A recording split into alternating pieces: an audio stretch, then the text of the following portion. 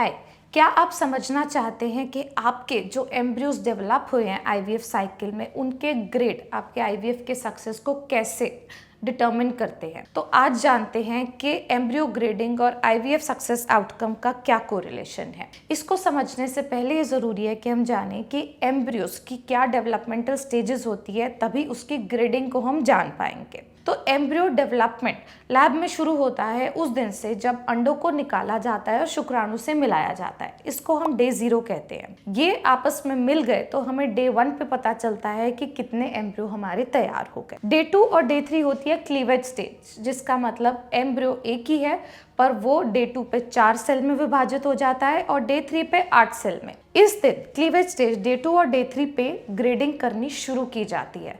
ये ग्रेडिंग होती है A grade, B grade, C grade, और ग्रेडिंग होती है इंटरनेशनल कंसेंसस के हिसाब से, यानी दुनिया भर में एक गाइडलाइन लेड है कि अगर एम्ब्रियो का आकार ऐसा दिख रहा है, अगर एम्ब्रियो में इतने सेल दिख रहे हैं, अगर एम्ब्रियो के फ्रैगमेंट्स इतने हैं, तो उस हिसाब से वो ए ग्रेड, बी ग्रेड और सी ग्रेड निर्धारित किया जाता है। अब यही एम्ब्रियो 8 सेल का तीसरे दिन पे होता है और चौथे दिन ये 16 सेल का परिवर्तित हो जाता है, जिसको कॉम्पैक्शन स्टेज कहते हैं।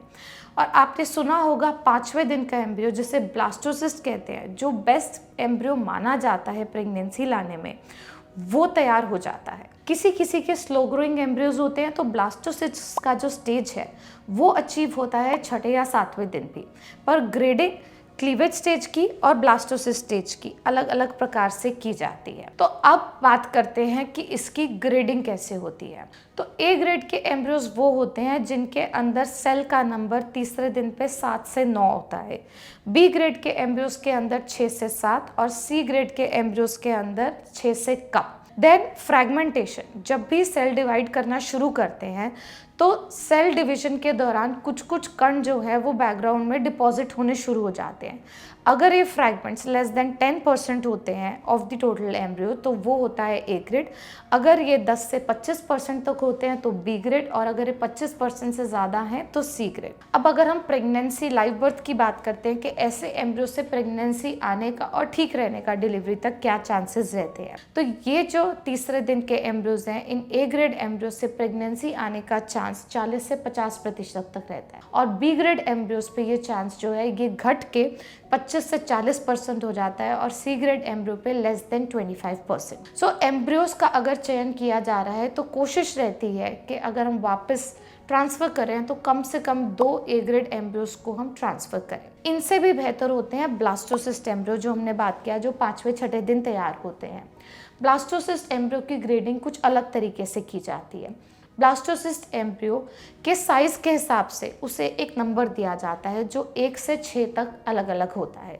जितना बड़ा साइज़ होता है उतना बेहतर ब्लास्टोसिस्ट होता है और उतना ज़्यादा नंबर होता है।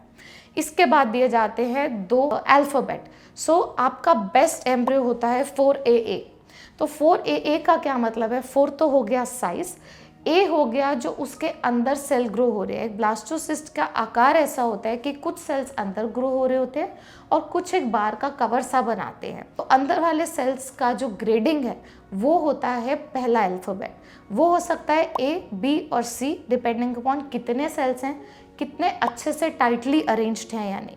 तो ए ग्रेड के ज़्यादा नंबर के सेल होते हैं अंदर और टाइटली पैक्ड होते हैं। जो सी होते हैं उसमें सेल्स कम होते हैं और वो लूजली अरेंज्ड होते हैं। ऐसे ही जो दूसरा अल्फ़ाबेट है वो बताता है बाहर की जो परत है उसमें सेल्स कितने हैं और कैसे अरेंज्ड हैं। सिमिलरली ए टू सी वो भी हम ग्रेड करते हैं। तो एम्ब्रियो ब्लास्टोसिस्ट का 1AA, 2AA, 3AA, 4AA इस तरीके से होता है और ऐसे में प्रेगनेंसी आने की संभावना एक्सेलेंट ब्लास्टोसिस्ट से सबसे अच्छी होती है। एक्सेलेंट ब्लास्टोसिस्ट हम कहते हैं 4AA, 3AA, 4AB एम्ब्रियोज को, क्योंकि इससे प्रेगनेंसी आने की प्रोबेबिलिटी अराउंड 65% तक हो सकती है। इसके बाद होते हैं एवरेज एम्ब्रियोज, जिसमें होते हैं 4BB, 4AC, 4CA। उनसे प्रेगनेंसी का चांस 50% तक होता है।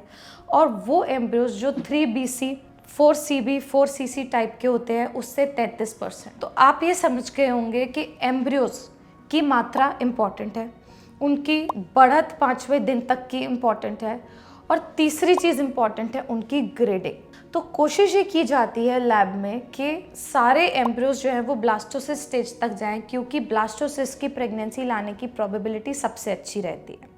But what is best for you अगर आपका एग नंबर कम है या एम्ब्रियोज का नंबर कम है, ऐसी स्थिति में एक फीमेल बॉडी को बेटर इंक्यूबेटर, बेटर कंडीशंस में मानते हुए कभी कभार आपके डॉक्टर ट्रांसफ़र जो है वो क्लीवेज स्टेज पे ही करते हैं।